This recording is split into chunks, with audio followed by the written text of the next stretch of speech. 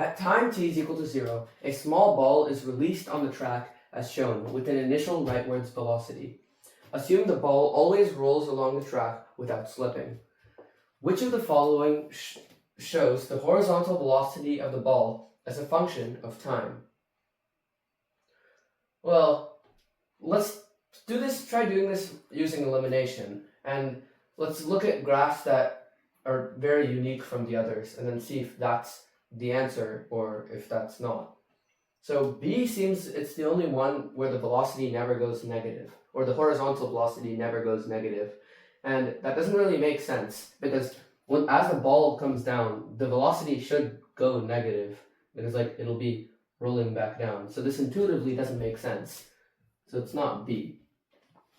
Next, C is the only one that has this type of jump, and yeah, it ends negative, and that makes sense, and it starts negative, that also makes sense. But would this type of jump be there? Well, for the ball, it'll roll up, and then gravity will accelerate it down. And the acceleration isn't infinite like this is. It should be a slow acceleration. This is like an elastic collision of the ball just bumping against the wall. That's not what this is. So it's not C. And let's look at E. E seems to be the only one where it jumps like this before it starts accelerating. And does that make sense? Well, it seems like the velocity should stay constant. Like you go like this and it'll go up with a constant velocity. But we're not asked for the velocity or the magnitude of the velocity. We're asked for the horizontal velocity specifically. And when you go up, some of that velocity is directed upwards instead of this way, instead of right. So the portion of that horizontal velocity that will be rightwards is smaller.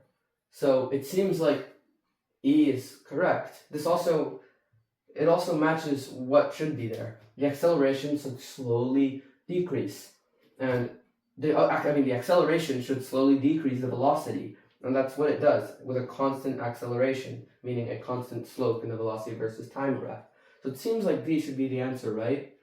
Well, let's just quickly check the other ones to make sure they're not. D is the only one with this type of it has a constant velocity of 0 in the middle, but that doesn't make sense. When the ball goes up, it shouldn't just stay here for some time. It'll go like this, and yes, it will have 0 velocity for an instant, but it would just instantly go down. It shouldn't be holding at a constant velocity of 0. So it's not D.